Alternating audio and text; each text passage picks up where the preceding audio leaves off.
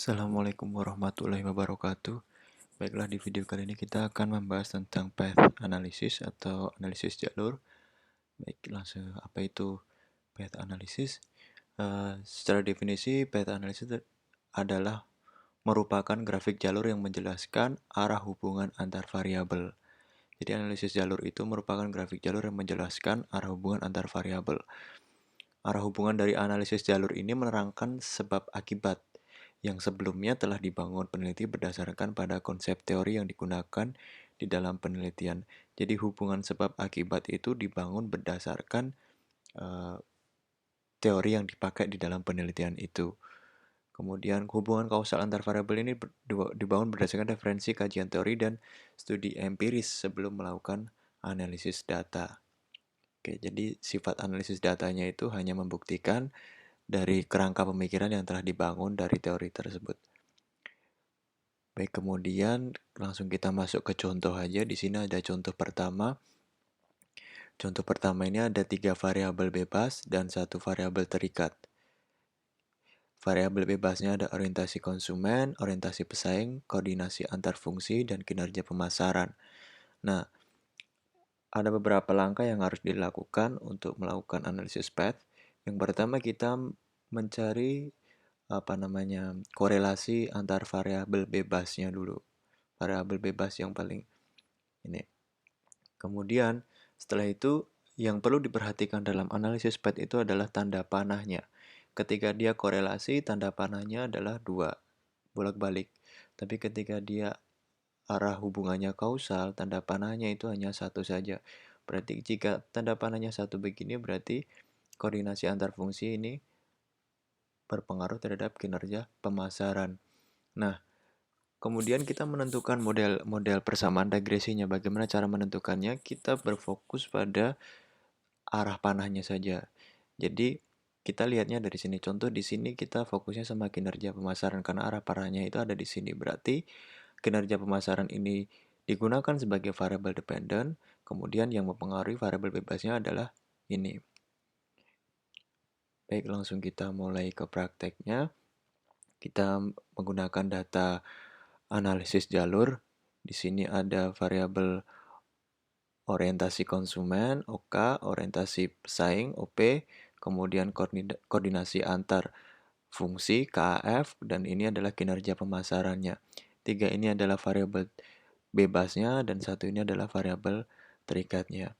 Oke, langkah pertama kita lakukan korelasi dulu antar variabel bebas.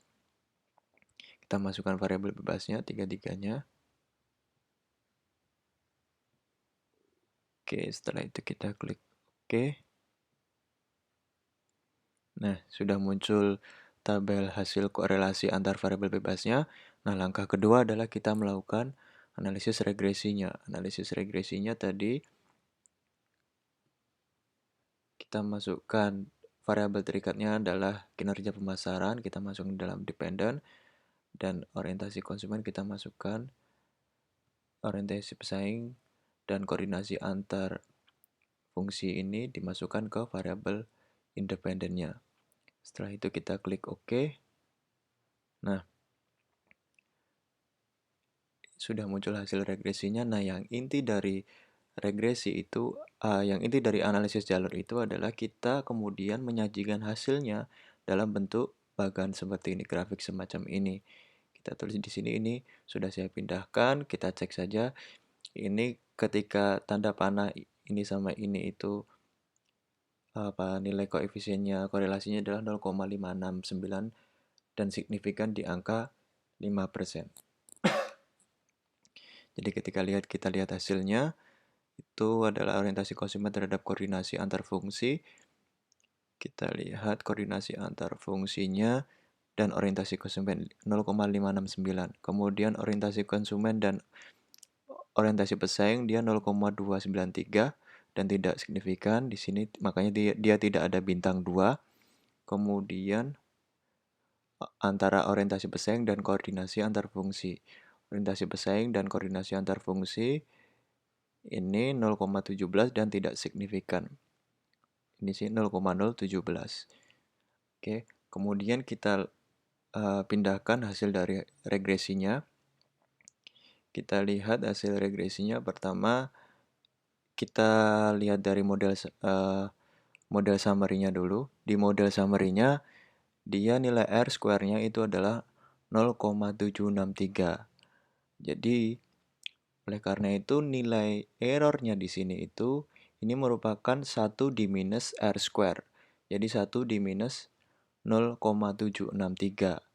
Jawabannya adalah 0,237. Ini menggambarkan variasi variabel dependen yang tidak digambarkan oleh variabel bebas yang kita digunakan. Jadi ini errornya. Kemudian kita lihat hasil ANOVA-nya. Di sini nilai F 17,197 dan signifikan 0,000. Jadi secara bersamaan variabel bebas itu mempengaruhi variabel dependen. Kemudian yang terakhir kita lihat per koefisien per variabelnya. Di sini kita menggunakan standar koefisien betanya. Orientasi konsumen 0,371 dengan tingkat signifikan pada level 0,05. Oleh karena itu dia mendapatkan bintang 2. Kita tulis 0,371 dan bintang 2. Kemudian orientasi pesaing terhadap koefisien betanya 0,503 dengan pada level signifikan 0,05. Dia mendapatkan bintang 2 lagi. Kemudian koordinasi antar fungsi 0,339 dengan pada level signifikan 0,05. Jadi dia mendapatkan bintang 2 lagi. Nah, inilah inti dari analisis path. Jadi kita menyajikan hasil regresinya dalam bentuk grafik semacam ini. Kita pindahkan dari hasil regresinya untuk dituangkan informasinya dalam bentuk grafik semacam ini. Baik, terima kasih. Cukup sekian untuk contoh yang pertama. Di video berikutnya kita akan membahas contoh yang kedua dengan model yang lebih kompleks. Jika ada pertanyaan terkait dengan contoh yang pertama ini, silakan tanyakan dalam forum. Assalamualaikum warahmatullahi wabarakatuh.